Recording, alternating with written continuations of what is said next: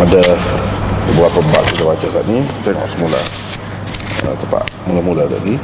Babun fin nisa yaghzun. Ini bab tentang perempuan-perempuan keluar berperang.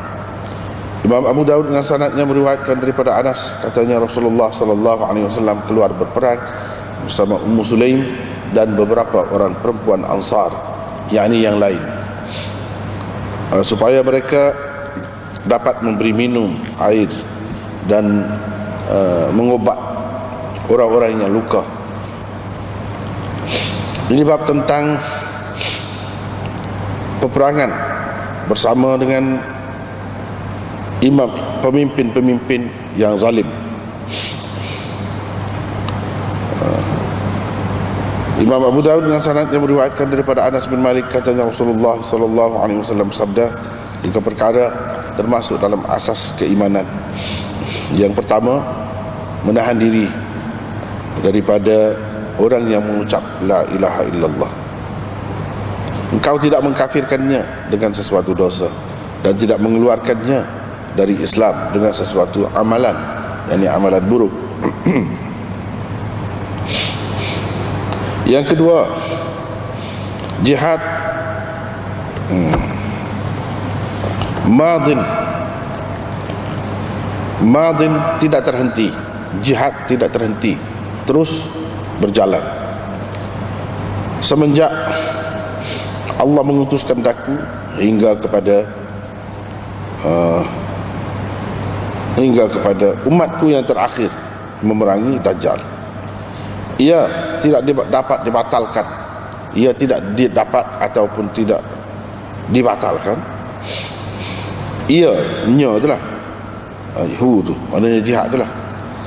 Jihad itu tidak dibatalkan oleh jawru jairin, kezaliman orang yang zalim, wala adlu adil, dan tidak juga oleh keadilan orang yang adil. Dan yang ketiga ialah al-iman bil aqdar, percaya kepada takdir. Imam Abu Daud dengan sanad yang meriwayatkan daripada Abi Hurairah, katanya Rasulullah sallallahu alaihi wasallam bersabda, jihad itu wajib kepada kamu bersama setiap pemimpin, sama ada dia baik atau jahat. Dan sembahyang itu wajib ke atas kamu di belakang setiap orang muslim, sama ada ia baik atau jahat, walaupun ia melakukan dosa-dosa besar. Dan menyembahyangkan jenazah setiap orang muslim itu wajib, sama ada ia orang baik atau orang jahat, walaupun ia melakukan dosa-dosa besar.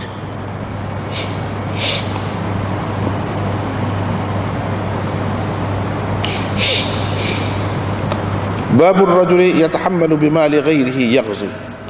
Ini bab orang yang memakai kenderaan orang lain untuk berperang. Mana pakai kenderaan orang lain untuk berperang.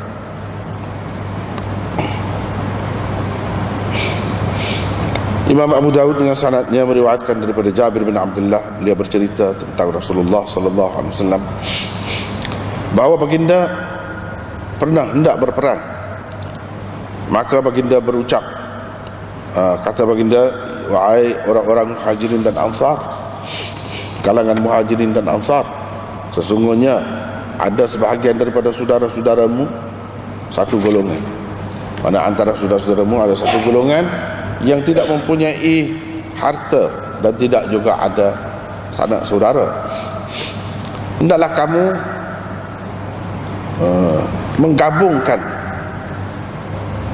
kepadanya, mana carilah berkongsi. Hendaklah seseorang daripada kamu berkongsi dengan 2 orang atau 3 orang, yakni daripada mereka tadi. Setiap orang daripada kami tidak mempunyai kenderaan zahrin, mana belakang unta, maksudnya kenderaan lah. Tidak ada seorang pun daripada kami mempunyai kenderaan yang dapat membawanya, yang ini sendiri-sendirilah, kecuali dengan bergilir-gilir bergilir-gilir, ka'uqbati ahadihim, seperti bergilir-gilirnya mereka lah, salah seorang daripada mereka. Kata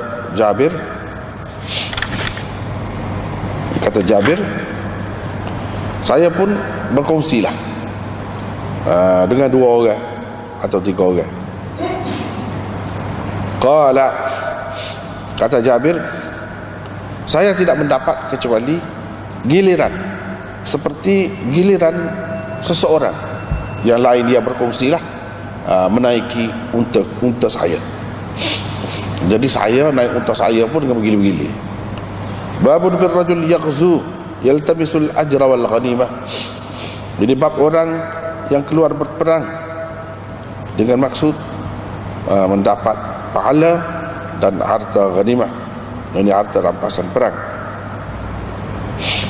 Imam Abu Daud dengan sanadnya meriwayatkan daripada Ibnu Zuhbah al-Iyadi, beliau menceritakan kepada perawi di bawahnya, yaitu Dhamrah, katanya pernah Abdullah bin Hawalah singgah di rumah saya. Nazala alayya, itu mana singgah di rumah saya. Dia berkata, cerita kepada saya, Rasulullah sallallahu alaihi wasallam pernah menghantar kami supaya kami dapat harta ghanimah. Hantar kami pergi berperang dengan ala aqdamina, jalan kaki saja.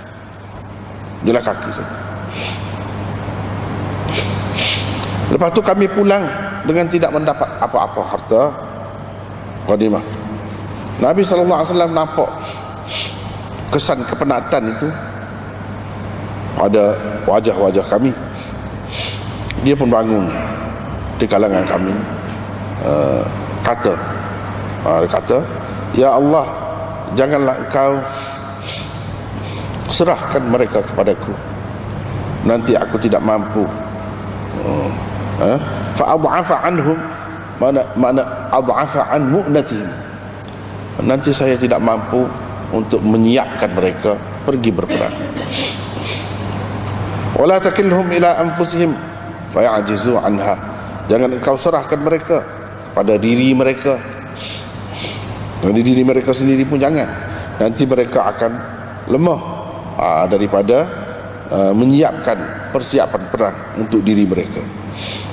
Jangan engkau serahkan mereka kepada orang ramai, nanti mereka akan mengutamakan diri mereka nanti mereka mengutamakan diri, melebihkan diri mereka daripada apa-apa ni. Kemudian Nabi SAW meletak tangan di atas kepala saya, atau di atas hama di mana kepala juga, atas puncak saya ni, kepala saya lah. Thumma qala, kemudian baginda bersabda, baginda kata, wahai anak Hawalah, apabila engkau nampak khilafah telah berada di bumi suci, Ardil Muqaddasah, yakni di sebelah Syam lah, berarti sudah hampir akan berlaku gempa dan malapetaka dan perkara-perkara besar dan juga kiamat. Pada hari itu lebih hampir kepada orang ramai daripada tanganku ini dengan kepalamu, lebih hampir. Ini bab tentang orang yang menjual dirinya. Yashri maksudnya menjual. Jual dirilah, mana jual diri kepada Allah. Imam Abu Daud dengan sanad yang meriwayatkan daripada Abdullah bin Mas'ud, katanya Rasulullah sallallahu alaihi wasallam bersabda, ajiba rabbuna azza wa jalla an rajulin, Tuhan kagum. Asal makna dia kagum lah, ajib, bahasa pelik, tapi maksud dianya ini majas lah. Tuhan kenal sangat, Tuhan suka sangat kepada orang yang keluar berperang fi sabilillah azza wa jalla, lalu orang lain cabut.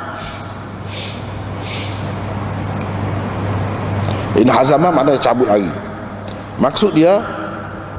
Maksud nabinya, sahabat kawan-kawan dia lah hak pergi perang tu lari. Jadi fan hazama ashabuhu, gitulah. Tapi dia Nabi tak sebut.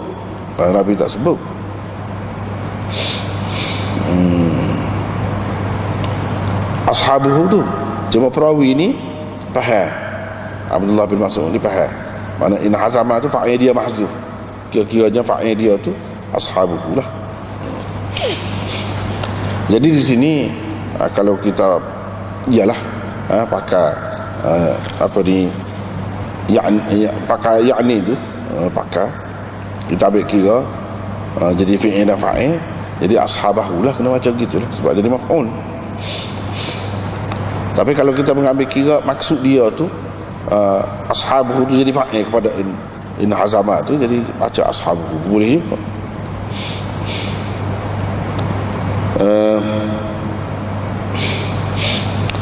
Tetapi dia yakin tanggungjawab dia, maka dia kembali semula ke medan perang sehingga tumpah darahnya, ini sampai matilah. Allah azza wa jalla berkata kepada malaikatnya, tengok kepada hamba-Ku ini, dia kembali semula, yakni ke medan perang, raghbatan fima indi, kerana sukakan, kerana hendakkan apa yang ada padaku, wa syafaqatan mimma indi, dan kerana takut kepada apa yang ada padaku, yang takut pada azab aku, sehingga dia mati, sehingga mengalir darahnya, yakni matilah. Babun fi man yuslimu wa yaqtalu makanahu fi sabilillah.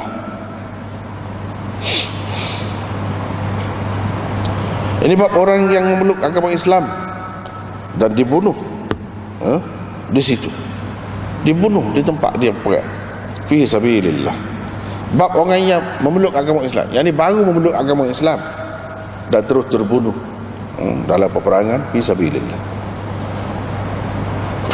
Imam Abu Daud dengan sanadnya meriwayatkan daripada Abi Hurairah bahawa Amr bin Uqaish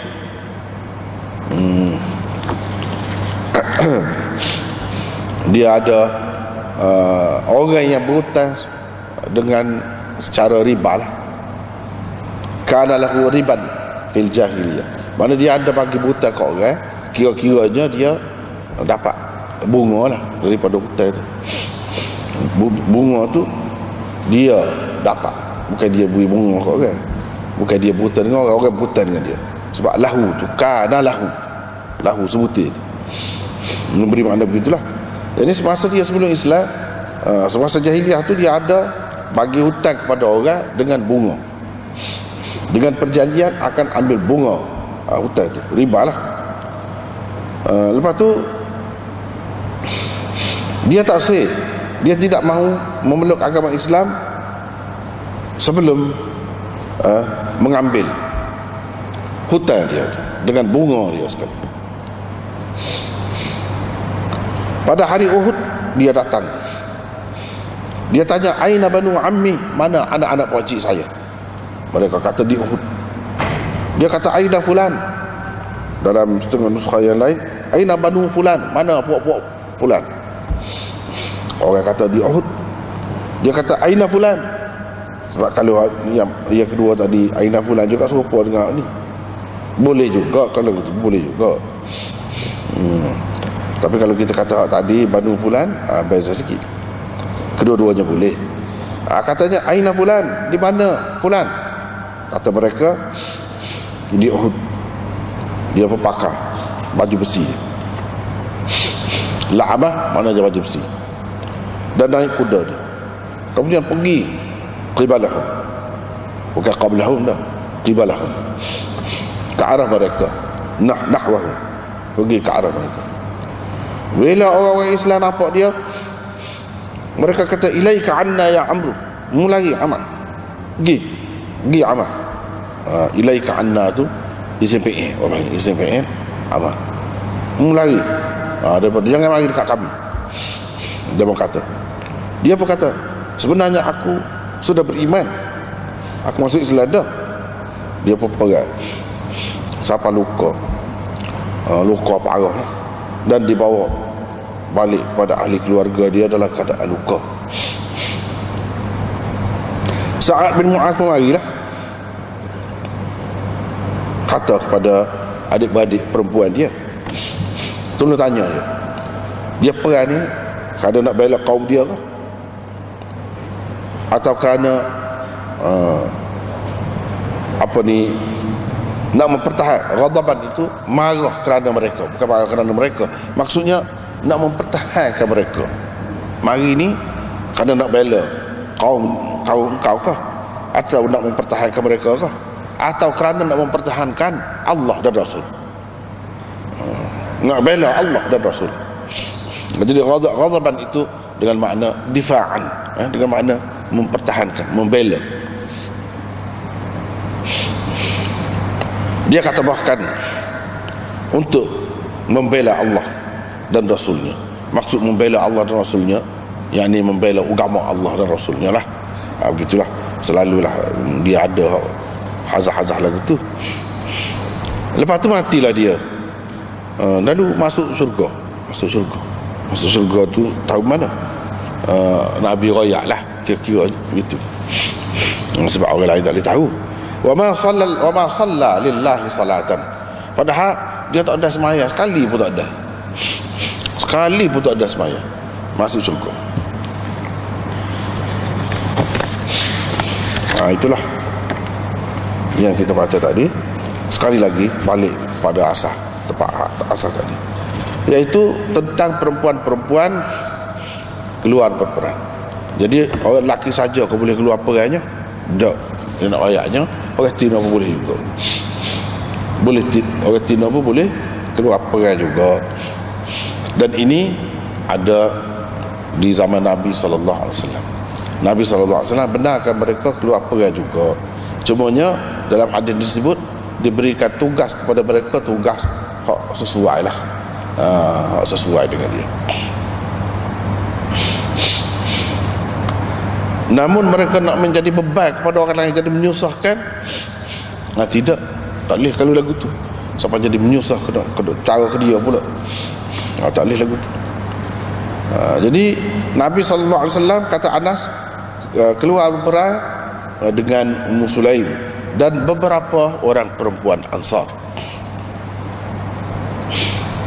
Apa-apa yang keluar perang dengan orang-orang perempuan keluar sekali, dia disebut liyasqinal ma, supaya mereka dapat bagi minum air dan mengubat, comot ubat ataupun bagi ubat kepada orang-orang yang luka. Itulah hak disebutnya hak utama. Bukan mana hak tu saja, bukan mana hak tu saja hak boleh mereka buatnya. Mereka boleh buat lagi, banyak lagi lah hak lain-lain dalam bentuk-bentuk lain. Misalnya pasang kemah ke, apa-apalah hak boleh. Dan kalau perlu terlibat langsung pun boleh juga. Bukan kata tak boleh langsung. Kalau orang mari siapa dekat sangat, tak pandai hak lelaki, dia boleh terlibat sama. Maknanya orang-orang yang nak pergi perang tu kira-kiranya pandai juga nak pegang senjata. Tidak kata tak pandai langsung.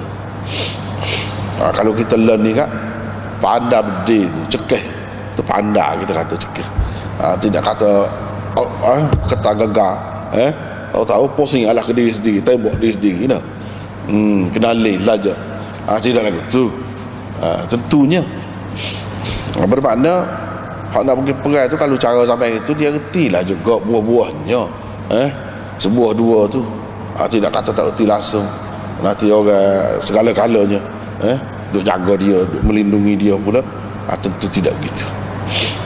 Mereka ada juga asas-asas ilmu mempertahankan diri itu, ada juga.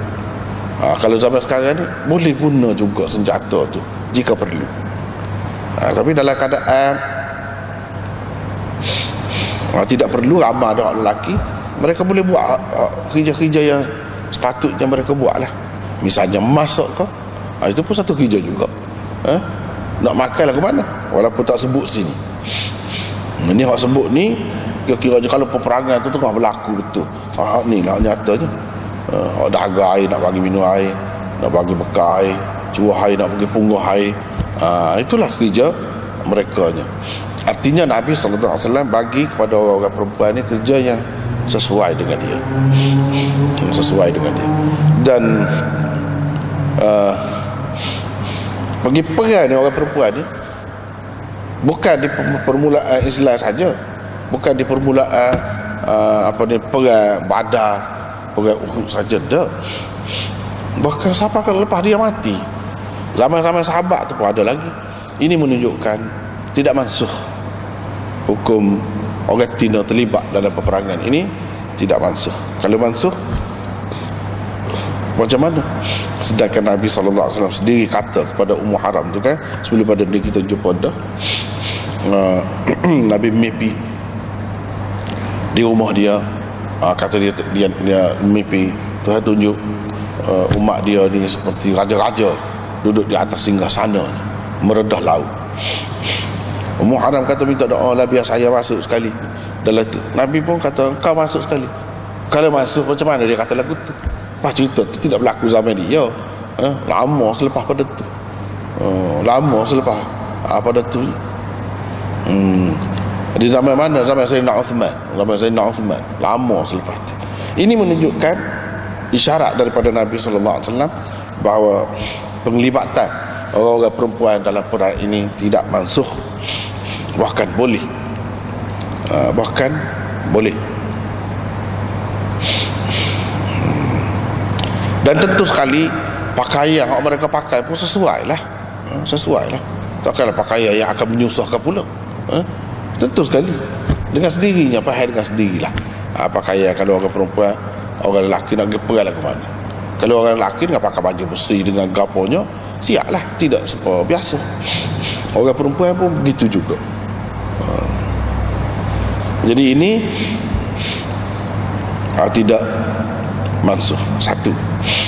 Yang kedua, ulama-ulama buat kesimpulan daripada hadis-hadis seperti inilah, untuk fiqh nawazil, untuk fiqh semasa, bahawa orang perempuan boleh jadi orang panggil nurse, misi, jururawat, dan sebagainya, khidmat di tempat-tempat yang sesuai boleh. Dan khidmat untuk lelaki juga boleh. Setengah-setengah ulama dia kata ini khusus dengan perang saja. Hak perang pun makna tak boleh jamak kat sini. Memanglah tak boleh jamak kat sini. Tapi bila perlu boleh jamak. Boleh tengok tempat yang terdedah aurat kau. Kita kata kena paha misalnya. Boleh. Saya elok paha misalnya. Nak bagi ubat ke apa. Orang perempuan boleh. Jadi daripada sinilah nampak keluasan fiqh Islam tu ia diasaskan oleh Nabi SAW. Sampai tu lagi nampak, sampai tu lagi nampak bolehnya. Dan ini menyokong lagi pendapat ulama-ulama yang mengatakan orang perempuan tu tak pakai niqab, tudung. Sebab kalau pakai niqab payah, nak pergi mari tu payah. Dan sahabat-sahabat yang tengok dia kenal ni siapa dia, ni siapa dia. Kalau pakai niqab dalam keadaan kalut gitu tak kenal, tak kenal. Lepas tu dalam keadaan perang lagu tu, dengan cara pakai sesuatu yang keliru, tak nampak, lagi bahaya sebenarnya. Kalau musuh pakai gitu nyamar mari, lagi bahaya. Lebih baik kenal daripada tidak kenal. Sebab kita ni kita kenal dah orang kita. Kalau mari lagu lain, susah je. Kalau kita kata tak boleh dah buka tudung kau, jadi kira-kira je tak ada, boleh di sini. Dan bagi orang yang kata selain daripada perang, hak biasa ni pun boleh juga, sebab ini urusan dunia, bukan urusan agama, ibadat. Jika kita fikir sesuai dan tidak ada fitnah apa-apa, untuk makan gaji, untuk gapo pun dari segi fiknya boleh. Walaupun di zaman Nabi SAW tidak pernah ada buat begitu. hospital awak tak ada, dan orang perempuan jadi misi ke apa tak ada. Tapi inilah bagi orang-orang yang kata boleh sampai kemudian asasnya ini, sebab asas dia tu asas dianya iaitu merawat, menolong orang, itu asasnya. Walaupun tidak perang pun dalam keadaan memerlukan kepada pertolongan,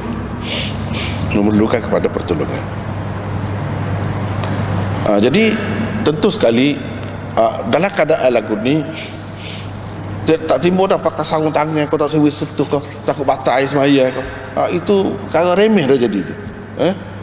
Dalam keadaan lagu tu pukira lagi takut batal air semaya setuh, tak ada timbul dah tu. Dan tak ada dalil yang menunjukkan mereka pakai sarung tangan supaya tidak sentuh kulit. Tak ada dalil. Jadi ini menunjukkan jika perlu, dalam keadaan yang perlu, boleh sama ada perempuan sentuh lelaki macam ni, perempuan sentuh lelaki sebab lelaki sakit dah, luka, atau sebaliknya lelaki sentuh perempuan dalam keadaan perlu. Hak tidak dalam perang di luar ni, kalau doktor tak boleh pegang kau lelaki perempuan, hak mana perlu tu sebab perlu pegang. Tak boleh kah? Tak boleh sentuh kah? Nak pegang tangan kau misalnya, nak tengok ni nadi ni, boleh. Kalau orang kata tak boleh, menyusah diri sendiri. Lepas tu kalau doktor tak tepat bagi ubat kau ataupun menentukan penyakit dia, masalah pula. Jadi ini semua menunjukkan boleh. Kalau tidak dalam perang, lelaki boleh untuk merawat perempuan, perempuan pun sama juga. Yang pentingnya ada maksud dia. Sebab pada hakikatnya bersentuh tak boleh, tengok tak boleh, itu haram, bukan haram li dzatih, tapi haram li ghairi. Bila haram li ghairi, jika ada sebab yang menghilangkan haram itu, hilanglah, tak ada lah haram. Gitu je hukumnya, mudah je. Yang menyebabkan jadi haram tu apa dia? Bila hilang tu tidak haram dah lah. Kalau tidak, tak boleh menikah belaka lah orang. Dah bukan perempuan tak boleh sentuh kulit, perempuan tak boleh bertubuh, perempuan tak boleh tengok aurat. Kalau haram li dzati, ini bukan haram li dzati, dia tak boleh tengok, itu bukan dia tidak bini. Kalau dia bini tak apa. Kalau dia bini tak apa. Begitu juga kalau perlu doktor nak merawat dia ataupun nak menyambut anak dia, orang tak dapat tidak dah, kena tengok kemaluan dia, tak kena kelihatan kata holak tangan saja. Tu benda pas diri, tak payah koyak dah. Benda pas diri. Supaya juga keperluan lain di sini kita nak bawa benda kesusahan situ, bukan dia, tak kena cara tu. Bila Nabi benar tu mana dia kira boleh lah. Dia kira boleh sentuh kau, pegang kau, apa kau. Orang kalau sakit dia kelepar, terpaksa kena pegang. Kena pegang, kita kena cara berlapik kau tidak lagi. Tu ada tak timbul dah tu, tak timbul.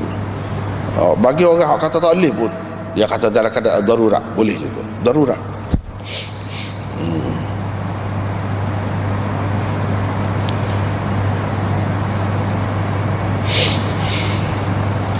Hadis ini Imam Tirmizi pun ada ambil juga, Imam Nasa'i dan lain-lain pun ambil juga.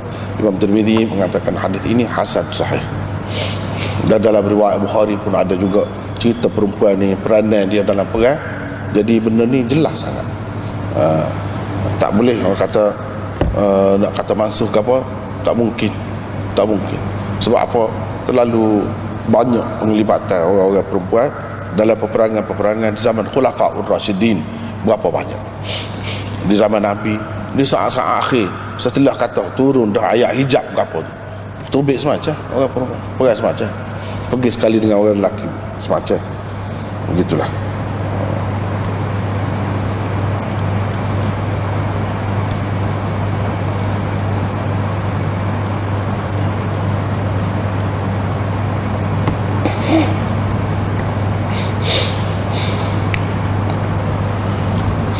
Babun fil ghazwi ma'a a'immatil jawri. Jawr maknanya zulm. Bab berperang bersama dengan imam-imam, yakni pemimpin-pemimpin yang zalim. Lagu mana? Nak pergi perang ni bukan nak pergi menjunjung perintah Allah Subhanahu Wa Taala juga. Jadi kena syarat pemimpin tu adil benar ke, jujur benar ke. Kalau hak tak apa betul jalan tak boleh turut ke. Adalah kita tak puas hati dengan dia lah. Ada beberapa perkara benda tak betul yang dia buat, lagu mana. Dia nak ceritanya berdasarkan hadis ini dan banyak lagi hadis yang lain. Keluar berjihad ni tetap dapat boleh pahala walaupun ketua kita tu kita tak puas hati dengan dia, ataupun dia tu orang tak molek ke, zalim ke. Bahagian zalim dia tu suku, boleh jadi dia lebih pandai dari segi strategi perang ke apa, dari segi mengguna senjata ke apa. Kalau kita nak cari orang hak juru, ala qari kau hafiz Quran untuk buat semaya tarawih boleh. Nak pergi perang boleh tentu lagi. Dia duduk depan baca sedap. Belum tentu lagi. Jadi Islam mengajar kita letak di tempat masing-masing untuk buat kerja apa-apa ni orang yang ahli dia. Hak tu utama. Bukan nak kira dari segi dia tu warung kau gapo. Kalau boleh ada berlaku pada dia seperti zaman sahabat dulu, molek memanglah hak tu molek. Tapi kalau zaman kemudian ni dia adalah kurang, lebih kotu kurang kot ni. Jadi untuk perang ni gapo dia hak perlu. Hak perlunya kebijaksanaan dia, kemahiran dia dalam bab perang tu. Bukan masalah dia lebih pandai ngaji Quran kok. Bukan duduk situ. Kita tak boleh kira gitu.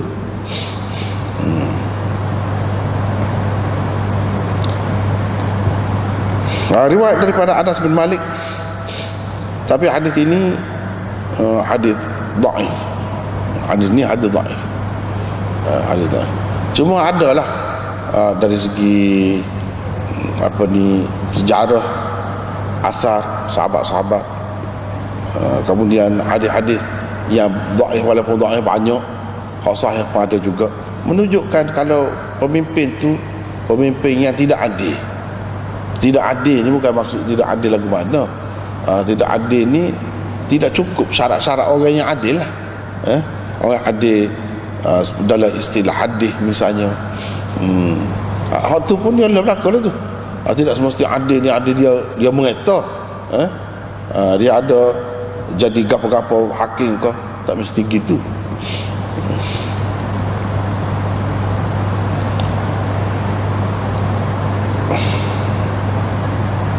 Jadi berdasarkan semua tu kita kena juga keluar juga perang. Tidak kata boleh tarik diri atau buat alasan kita tak keluar perang ni sebab dia tu orang lagu ni tak boleh. Alasan tu tak boleh.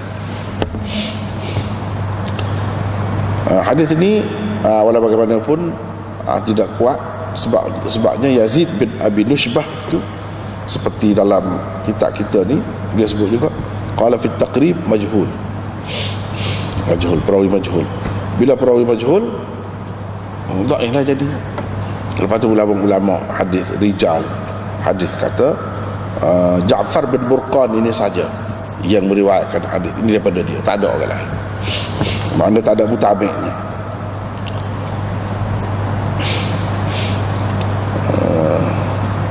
Walau bagaimanapun isi dia, kandungan hadis ni, ada hadis yang sanad dia dhaif, tapi isi dia tidak dhaif. Isi dia kuat. Isi dia disokong oleh hadis-hadis yang lain. Ada kalanya isi dia tu sesuai dengan Quran. Jadi kalau lagu tu orang tidak panggil dhaif benar lah. Tidak panggil dhaif benar. 3 perkara termasuk dalam asas iman. Al-kaffu amman qala la ilaha illallah. Yang pertama, menahan diri daripada orang yang mengucap la ilaha illallah. Jadi 2 kalimah syahadah lah. Menahan diri daripada orang Islam. Menahan diri itu lagu mana? Ini sesoalannya wala tukaffiruhu dan seterusnya ni mentafsirkan, menjelaskan makna kaf. Al-kaffu amman qala la ilaha illallah, iaitu dengan engkau tidak mengkafirkannya dengan sebab dosa yang dilakukan. Kalau dia buat dosa lagu mana pun jangan kafirkan dia. Tak boleh kafir dia dengan sebab dosa yang dia lakukan. dosa kecil ke atau dosa besar ke, tak kira. Dan kau tidak mengeluarkannya daripada Islam. Lebih kurang juga tu, tidak mengkafirkan dia dengan sebab dosa, dengan kau tidak mengeluarkannya daripada Islam dengan sebab sesuatu amalan, lebih kurangnya. Dengan sesuatu amalan yang tak boleh lah. Kalau amalan boleh tu apa nak keluarkan dia daripada Islamnya? Kalau sesuai dengan Islam dah, kira-kira tidak sesuai dengan Islam lah, walaupun dia ada melakukan benda lagu tu, kita tak boleh keluarkan dia daripada Islam. Yang ni kita tak boleh kata dia kafir, dia tidak Islam lagi, tak boleh kata lagu tu. Itu yang pertama. Dan jihad berterusan semenjak saya diutuskan Allah hingga kepada umatku yang terakhir, memerangi Dajjal. Maknanya jihad dia tak boleh berhenti lah, tak boleh berhenti. Dia ada, ini ada dalam riwayat yang sahih pun ada, berterusan. Semenjak Allah utuskan saya tu, utuskan lagu mana? Utuskan umur 13 13 tahun duduk Mekah. Waktu tidak ada lagi jihad, dia tidak suruh. Jadi menunjukkan semenjak diutuskan aku tu dengan membawa jihad, hukum jihad. Waktu selepas Madinah, pergi ke Madinah, bukan semasa di Mekah. Apa begitu? Sebab nak buat benda-benda lagu ni yang kena ada negara. Itu isyarat kepada hak tu, isyarat kepada hak tu. Bukan main sorang-sorang gitu. Tidak. Tapi kena di bawah pimpinan atau pemimpin, atau ketua negara, gitulah. Hingga umatku yang terakhir memerangi Dajjal. Mana siapa ke akhir zaman, tak boleh siapa-siapa membatalkan jihad ini. Tak boleh siapa-siapa kata tak ada jihad dalam Islam. Bahkan orang-orang yang kata begitu sebenarnya orang yang menyeleweng. Kita boleh kata sesat. Tak apa, tak apa, tapi jangan kata, jangan kata ini bukan ajaran Islam. Tidak buat hudud kerana apa-apa sebab lah, alasan, tak apa lagi. Jangan kata itu bukan hukum Islam, itu tidak sesuai, itu tak boleh, tak boleh. Supaya juga ni, jangan kata jihad itu tidak ajaran Islam. Kita tidak pegang sebab, tak ada sebab dia, tak cukup sebab dia, tak sampai masa dia, itu lain. Ini benda hak di luar, rukun pun lagu tu. Haji, kita tak pergi haji, tak apa, tak cukup sebab dia, tak sampai masa dia. Walaupun rukun tu rukun benar, tak apa, tak buat, mati pun tak apa. Lepas tu kalau lepas mati tu dah tak cukup, tak apa, kata syarat, tak cukup syarat ke apa, jadi tak pergilah. Jadi anak pinak keluarga ni tak perlu buat haji badal pun. Bahkan haji badal tu tak ada. Gak dia orang panggil upah haji tu. Kalau mengikut Imam Malik, Imam Abu Hanifah, tak ada. Tak ada buat rukun. Rukun tu pun tak ada. Pakai mati. Jika semasa hidup dia tu tak cukup syarat dia. Tak cukup syarat dia. Begitulah juga dengan jihad, dengan hak lain-lain serupa. Tapi nak menafikan hak tu, haji tu bukan ajaran Islam, bukan rukun Islam, tak boleh, kafir selalu jadi. Jadi kafir selalu.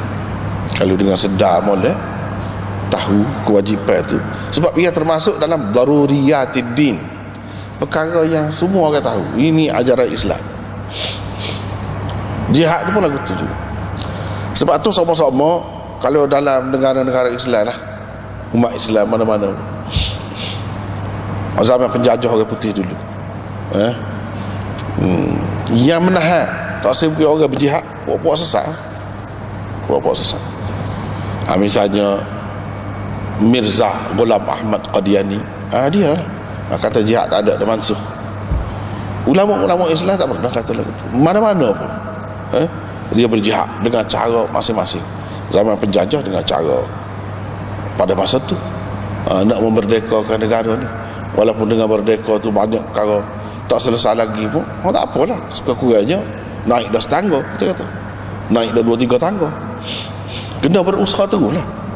Jihad dalam makna yang luas itu sentiasa ada, dalam makna yang luas. Ini usaha untuk menaikkan Islam, meninggikan Islam. Hak tu kena ada semua. Hak tu tak berhenti hak tu. Belah mana-mana tak ada syarat dia apa, ada semua hak tu. Hak perang sungguh tu. Dia kena cukup syarat. Cukup syarat lah ke mana? Contohnya Rasulullah sendiri lah. Tidak kata bila kewajipan semaya ataupun lain-lain di Mekah tu ada selalu jihad. Tidak. Bila dia ada sebuah negara walaupun kecil, negara yang paling kecil seperti Madinah pun sudah ada dah. Sudah ada dah. Terutamanya bila orang kafir serang. Bila orang kafir serang. Jadi ini tidak dibatalkan oleh jawru jair, kezaliman orang yang zalim dan keadilan orang yang adil. Tak boleh batal, tetap ada. Mana jihad ni tak boleh dihapuskan. Itu yang kedua. Dan yang ketiganya al-imanu bil aqdar, beriman kepada takdir, percaya kepada takdir. Hal ini termasuk dalam asas keimanan. Walaupun secara jelas tak ada sebut jihad tu sebagai rukun iman, mengucap 2 kalimah syahadah tak boleh kafir, dia tu tak ada sebut dalam rukun iman, tetapi ia termasuk dalam usul iman. Usul.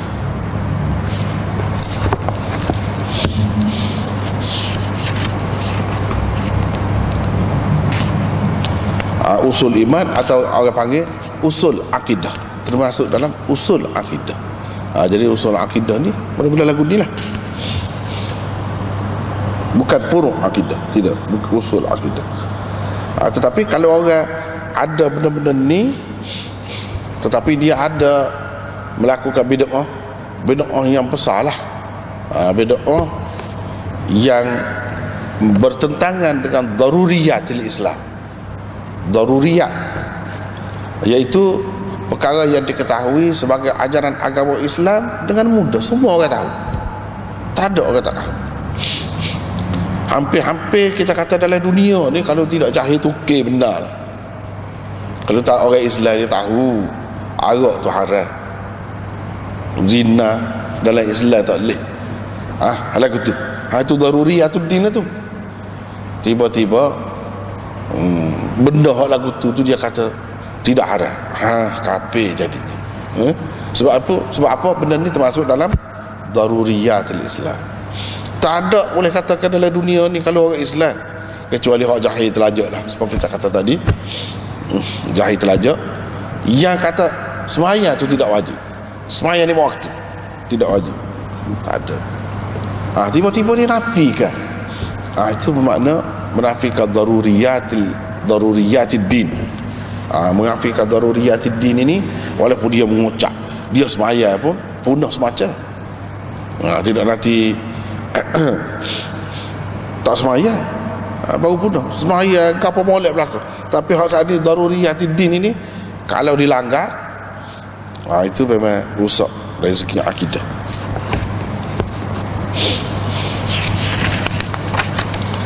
Seterusnya riwayat daripada Abi Hurairah, katanya Rasulullah sallallahu alaihi wasallam bersabda, jihad itu wajib ke atas kamu bersama setiap amir, setiap pemimpin, sama ada pemimpin itu barran kana au fajiran, pemimpin baik ke bar, bukan bir, bukan baca bir, hak bir tu lain. Bir itu makna kebajikan, kebaikan. Ta'awanu 'alal birri wat taqwa. Bir itu. Ini barran. Sebab dalam Quran innahu huwal barrur rahim. Al-bar. Maknanya baik. Kalau bur lain pula bur. Bur itu maknanya gandum. Bur makna gandum. Jadi hurufnya serupa baris ya. Kalau beza jadi makna lagu lain. Sama ada baik ke pemimpin itu atau jahat. Mana orang adil ke atau orang fasik, tak kira. Tak kira. Kita tahu dia kat kalau malam-malam duduk joget lah rumah dia. Mari orang Tina orang apa menyanyi, tak tahulah jauh-jauh tu sekat tu jelas benda-benda lagu tu dedah aurat apa, duduk joget dalam rumah. Tapi bila masa perang dia jadi pemimpin, dia suruh perang. Sebab apa? Ni orang nak menentang Islam. Tak boleh, kena tunggu, kena ikut dia walaupun dia lagu tu. Itu maksudnya. Sebab apa? Hak dia suruh tu benda besar lagi. Hak tu benda asas jihad, itu benda utama. Tidak sampai dia pun kena ada juga. Kalau ada dia, tak ada dia, cumanya kalau dia buat tak betul tu tak boleh turut lah. Kalau dia buat betul dah, molek dah, tak apa. Sebab zaman pemerintah Islam di peringkat awal dulu, banyak perkara hak tak kena. Pemerintah Islam dulu tak kena. Tapi berjihad jalan semacam. Jadi orang Islam tu pasal apa? Ada hadis-hadis lagu ni. Tapi hadis ni pun tak sahih juga. Hak ni tak sahih juga. Hak sahih pun ada. Kalau kita tengok sejarah tadi pun, dalam sejarah Islam pun memang tunggu semacam raja-raja. Cuba kita tengok kerajaan Mughal. Puak-puak apa dia panggil? Inilah Jahangir, apa ni, Shah Jahan, masa tu perang kuat tu, perang semacam wilayah Islam tu keluar. Jadi orang Islam pergi perang sekali dengan dia, walaupun ceritanya banyak lah. Hak tak betul, hak tak molek tu kalau betul lah, sebagaimana dalam cerita dalam sejarah tu, maknanya kira-kiranya fajir lah, sebahagiannya. Tapi orang Islam tetap pergi perang semacam. Sebab apa? Ada hadis-hadis lagu ni. Hak ni tidak sahih dari segi sanad dia tu. Sebab Makhul meriwayatkan daripada Abi Hurairah. Makhul ini mengikut ulama rijal, dia tak ada dengar apa-apa daripada Abu Hurairah secara langsung. Mesti ada orang lain. Siapa dia orang lain? Tidak diketahui. Bermakna sanad ini putus. Bila putus jadi dhaif lah. Tapi kita jangan ingat dengan sebab hadis ni dhaif jadi tak terpakai belaka lah segala hal dalam ni. Tak. Cuma hal ni sanad Abu Daud. Kenapa ya Imam Abu Daud amari lagu ni? Supaya kita royak sama. Dia ada maksud lain. Bukan maksud nak royak hadis yang paling kemah. Nak royak hadis tentang perkara-perkara ni, macam-macam perkara ni ada macam-macam tingkatan dia, ada macam-macam tahap dia, dan dia buat mari tahap pertengahan. Pertengahan itu ada hak kemah, ada hak tak kemah. Tujuannya nak royak banyak saluran riwayat ni, benda-benda lagu ni. Hak sahih pun ada, hak sahih. Dan semaya wajib ke atas kamu di belakang setiap orang Muslim, sama ada orang Islam yang baik ataupun fajir. Maknanya hadis ni menunjukkan semaya tu kena berjemaah. Berjemaah tu wajib. Memang ada pun. Tidak pegang dengan hak ni tak apalah, hak ni tak kemah. Hak lain banyak lagi hak kemah tu. Berapa ramai ulama yang mengatakan wajib. Semaya jemaah tu. Bahkan kalau mengikut mazhab Zahiri, syarat lah. Kalau tak jemaah tak sah semaya. Bukan setakat wajib. Jadi hak wajib tu pula, wajib lagu mana pula? Macam-macam pula lah pendapat. Ada yang kata wajib kifai, ada yang kata wajib aini, macam-macam lah. Memang ada pun. Tapi bagi orang yang tak terima hak ni sebagai wajib, dia kata sunat muakkad dan sebagainya, dia antaranya dia kata hadis-hadis ni tak kemah. Dan berapa banyak lagi ada hadis-hadis lain yang menunjukkan semaya seorang itu pun boleh. Sebab apa? Sebab Nabi kata semaya jemaah lebih afdal lagi daripada sembahyang seorang dengan 27 atau 25 darjat. Dalam setengah-setengah hadis tu dia kata 25, setengah-setengah tu dia kata 27. Lebih dia kata, lebih afdal. Mana lebih afdal? Mana hak tu bukan tak sah, sah juga. Lebih. Hak tu kita kata dapat 1. Hak ni dapat 27. Dapat juga. Kalau tak sah, dapat lagu mana? Tak dapat langsung lah. Dia hadis-hadis itulah. Jadi dia guna untuk menafikan kewajipan itu. Hak ada hak sebut wajib tu macam hak ni dia tak boleh lah. Sebab misalnya lemah tu. Lemah.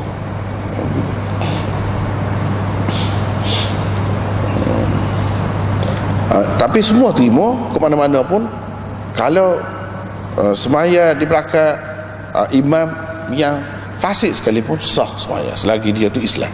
Sah. Bukan makna kata wajib lah, ada sah.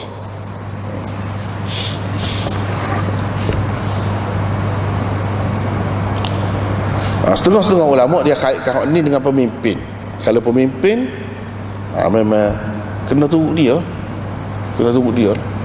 Jadi kalau dia semaya pun, walaupun kita tak puas hati banyak perkara dengan dia, tunggu dia. Ini dari segi nak kesatuan, perpaduan tu.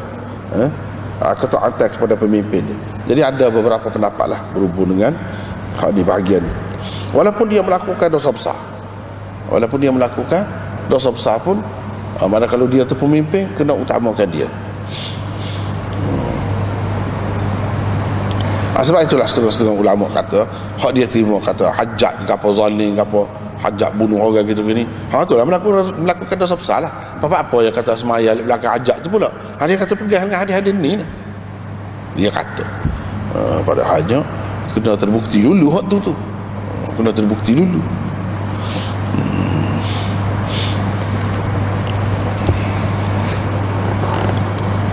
Dan semaya itu wajib ke atas setiap orang Islam. Jadi semaya jenazah, semaya mayat. As-salatu wajibatun ala kulli muslimin. Satu semaya jenazah, mana dia? Satu lagi sembahyang atas orang Islam. Jadi fardu ain. Setiap orang Islam kena sembahyang lah, wajib. Kalau kita kata dia wajib, tadi wajib dah. Nak tak nak kita kena kata ni wajib akhir ni fardu ain, wajib aini. Hak tadi wajib kifai. Sembahyang di belakang tu imam yang fasik ataupun tu imam yang melakukan dosa tu, hak tu wajib kifai kalau dia pemimpin, atau sekadar menunjukkan sah saja. Jadi hak ni menunjukkan sembahyang tu wajib ke atas orang Islam. Setiap orang Islam wajib. Sama ada dia baik ataupun jahat, walaupun dia melakukan dosa besar, tidaklah kata dah kita melakukan dosa besar tak ada faedah lah semaya. Tak boleh.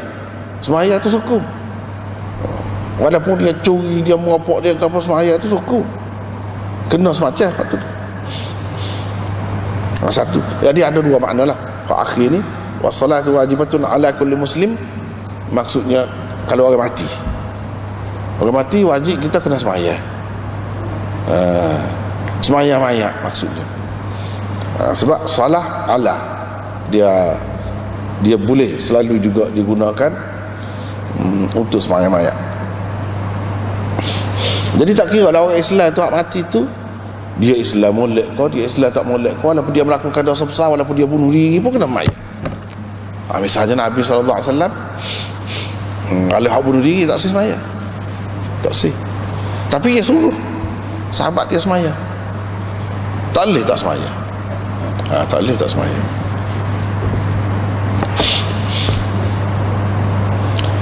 Kecuali kalau hak atas orang mati syahid tu dia ada dalil lain lah. Ada dalil lain. Kalau tidak sabit hak tu, hak kecuali tu hak lain semua wajib lah. Orang perempuan pada ketika mai kotor tu tak kira lah. Kalau tidak gitu, hak tu termasuk dalam hak kecuali. Walaupun dia melakukan dosa besar, dia jahat, jangan dia fikir dia jahat jadi tak ada guna semaya tu, tak terima. Tak cara kau terima tak terima. Terima lagu mana? Masalah tanggungjawab dia, kewajipan dia. Kalau dia tak buat waktu, tambah lagi dosa, tambah lagi. Gitulah. Kedua-dua hadis yang Imam Abu Daud bawa di bawah tajuk ni dhaif kedua-duanya. Babur rajul yatahammalu bimali ghairihi yaghzu. Ini bab orang yang pakai kenderaan orang lain untuk buat perang. Satu makna dia begitu. Satu lagi makna dia bab orang yang cari kenderaan dengan harta orang lain. Dengan harta orang lain. Bukan dia sendiri, dia tolong kira. Orang lain jumpa pitih je payah tu. Nak sewa tu. Nak sewa kalau zaman itu binatang lah. Sewa unta ke kuda ke nak perang. Jadi dia kira satu orang nak pergi perang. Bukan pitih dia. Dia terus cari orang biar orang tu boleh sewakan atau belikan kenderaan itu biar kawan ni pergi perang. Itu makna yang kedua. Jadi boleh berlaku, boleh jadi berlaku. Dia pergi perang sendiri dengan pakai kenderaan orang lain. Pakai kenderaan orang lain. Kenderaan orang lain tu bukan hak dia lah, orang tu beri ke dia. Beri pinjam ke, beri terus ke, ikutlah. Macam mana? Boleh ke tidak? Jawabnya boleh lah. Boleh kalau begitu. Tidak kata hak sendiri baru kena pergi. Seperti mana kalau kerajaan bagi, hak orang juga tu. Hak orang juga. Ini tidak maksud hak kerajaan lah, tidak maksud hak kerajaan. Ini orang perseorangan. Hak orang perseorangan. Jadi kita nak pergi tapi kita tak ada. Tapi kalau kita ada kenderaan, kita nak pergi, orang tu pun beri. Gitu. Boleh ke tidak? Boleh. Jadi hak jebui itu pun dapat pahala juga. Hak je pergi perang ni dapat pahala juga. Seperti hadis yang sudah sebelum pada ni kita jumpa dah, boleh pahala buat gitu. Kalau zaman sekarang ni pergi perang tentu tidak dengan naik unta, naik kuda dah lah, dengan cara lain. Tapi berkait dengan kenderaan. Jadi guna kenderaan orang lain, bukan kenderaan sendiri. Satu. Yang keduanya kita tolong kira untuk orang lain pergi perang, tolong kira dengan satu orang yang ada kenderaan. Dia pun bagi ke orang tu. Mana masing-masing ada bahagia belakang, tidak kata saja tolong kira pun. Tak pergi tolong kira. Bukan pitih dia pun, bukan kenderaan dia pun, tapi tolong kira pun dapat pahala dah. Begitu besar jihad ini. Segala-gala yang terlibat dengan dia, yang ada kena-mengena dengan dia, mendatangkan pahala. Benda dosa berlaku tu juga. Benda dosa berlaku tu juga. Kalau kedai arak tu misalnya hak jual buah arak, hak jual, hak jual akak, boleh berlaku. Ada bagian masing-masing. Jadi hak ni pun begitu juga. Jadi tujuannya nak menggalakkan orang ni pergi berperang, berjihad. Dan hak tak pergi itu, apa dia yang dia boleh sumbangkan untuk jihad itu? Dia kena bersedia lah. Dia kena bersedia.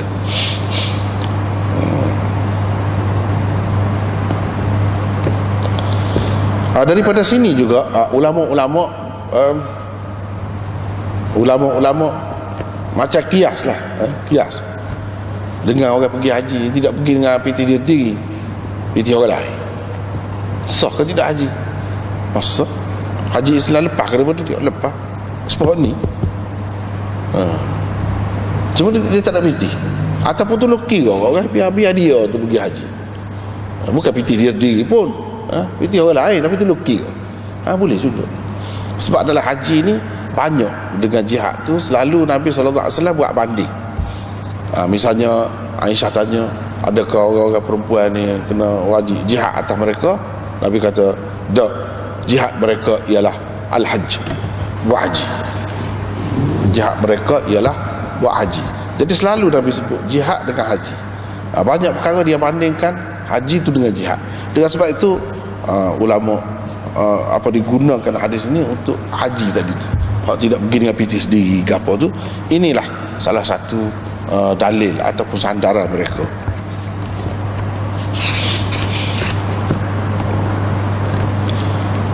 Rasulullah SAW pernah nak pergi perang dia pun kecek lah depan sahabat-sahabat dia, wahai kalangan muhajirin dan ansar, ada di antara saudara-saudara kamu ni satu golongan yang tak ada harta, tak ada pitih,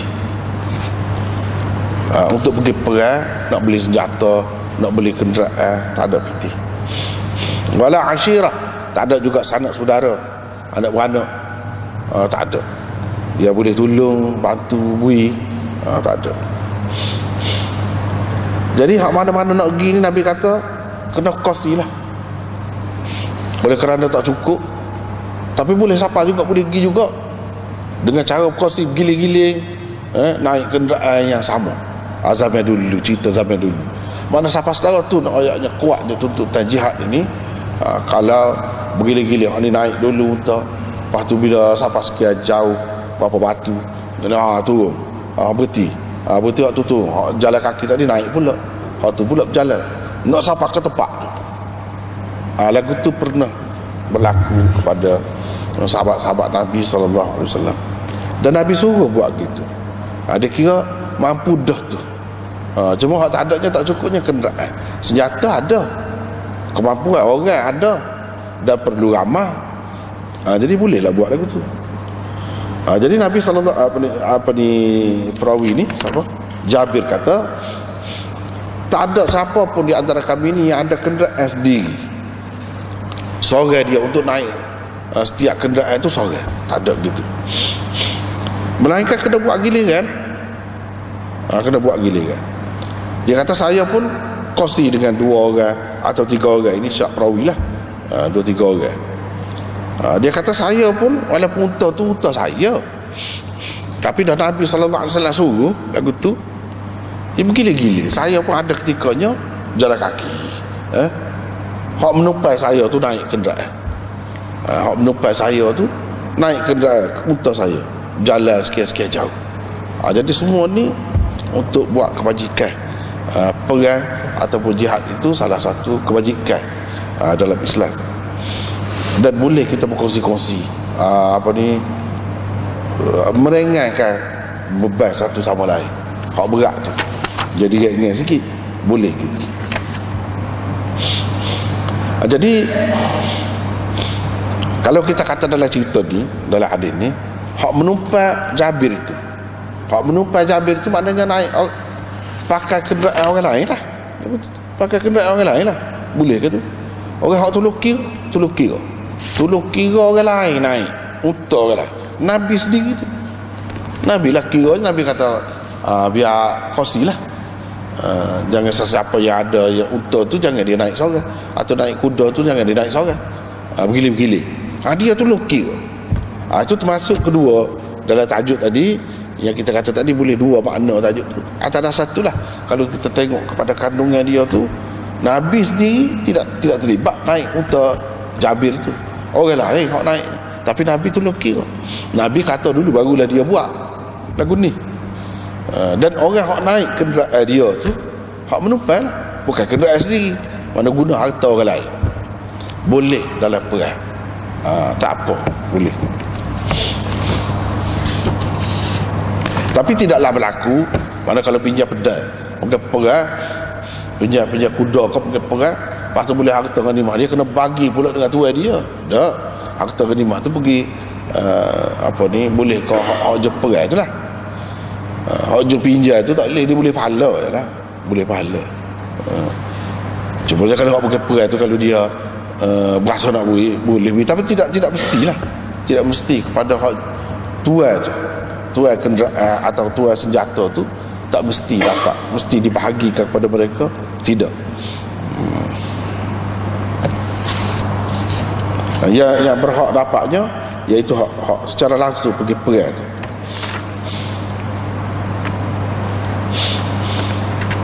Begitulah cara zaman Nabi SAW nak pergi perang ni susah. Dalam keadaan setara tu susah pun sudah wajib dah bila sampai masa dia. Bila sampai masa dia, pemimpin kerah kena pergi, walaupun dengan cara susah lagu tu. Kalau zaman sekarang ni susah cara zaman sekarang ni, gitulah.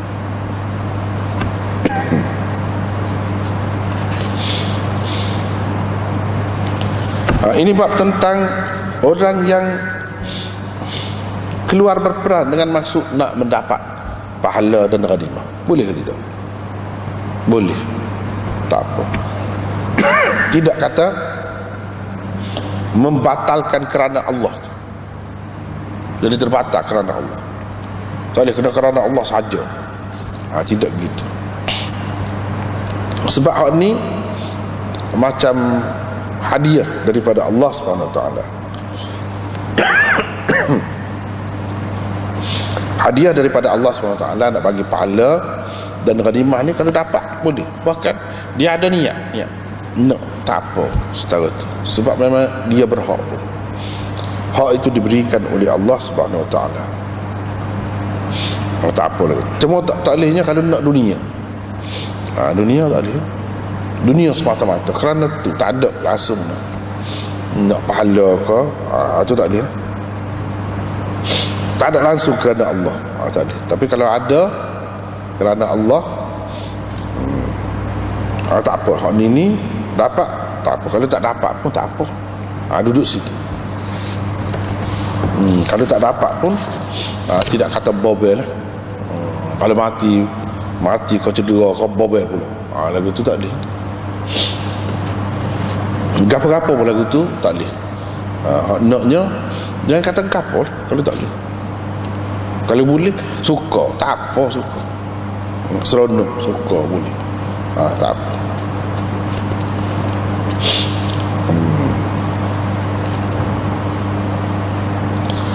Lepas tu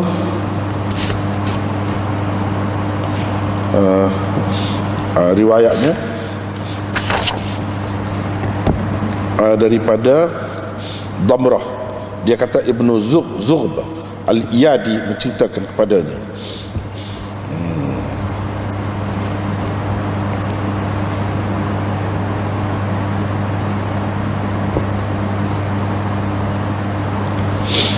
Ibnu Zughb Al-Iyadi menceritakan kepadanya, kata dia Abdullah bin Hawalah pernah singgah di rumah dia. Dia pun kata ke saya, rakyat saya, Rasulullah SAW pernah hantar kami untuk kami dapat ghanimah. Hantar kami pergi berjalan kaki. Ada setengah-setengah tempat tu boleh pergi dengan jalan kaki. Jadi boleh pergi dengan jalan kaki, Nabi suruh pergi.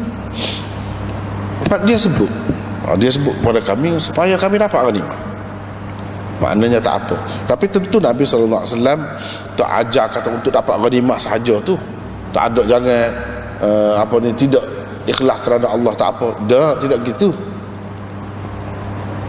Kami pun pula bila pergi tu tak boleh ghanimah kapal satu. Rasulullah SAW pun tengok muka kami nak kesian lah. Sebab nampak penat. Kami nampak penat. Dia pun berdiri di kalangan kami, bangun, kecek dia. Kecek tu berupa doa. Dia kata, ya Allah, jangan serahkan mereka kepada saya, nanti saya tidak mampu menyiapkan mereka. Ya Allah, dan jangan serahkan mereka kepada diri mereka sendiri, nanti mereka tidak mampu untuk menyiapkan persediaan itu untuk pergi perang. Jangan engkau serahkan mereka kepada orang ramai, nanti orang ramai itu akan mengutamakan diri mereka daripada mereka ni. Dia kata begitu. Kemudian Nabi SAW letak tangan di atas kepala aku atau atas hamah ni asal makna dia tengkorak, atau makna puncak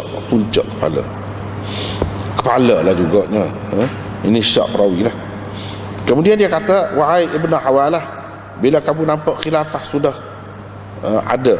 berada di bumi Muqaddasah, mana di Palestin, apa tu dah kawasan tu, bermakna sudah hampir gempa bumi akan berlaku, dan malapetaka dan perkara besar dan kiamat. Mana sudah hampir kepada orang ni, lebih hampir lagi daripada tanganku dengan kepala kamu. Itu kata Nabi SAW.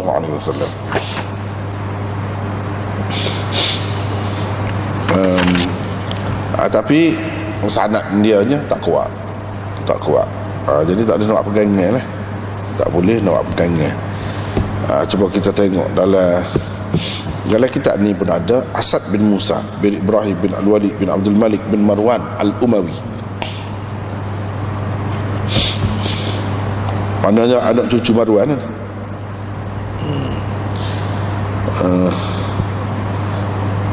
Orang panggil dia Asad As-Sunnah.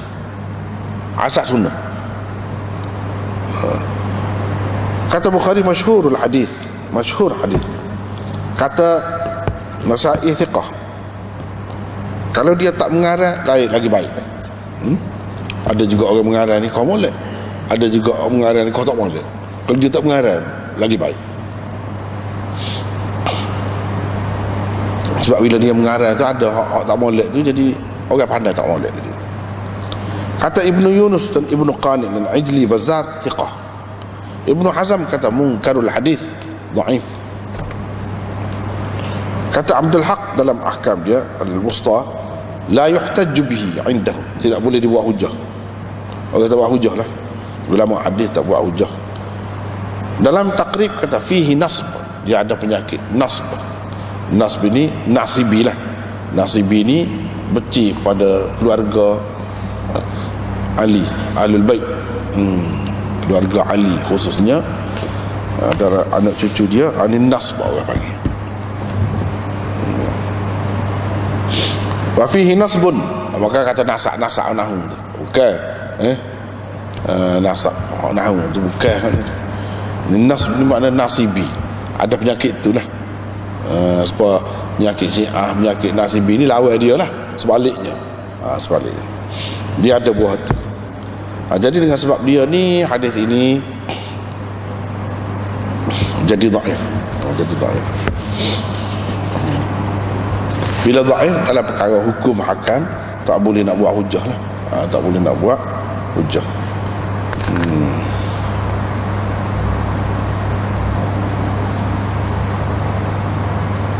Begitulah.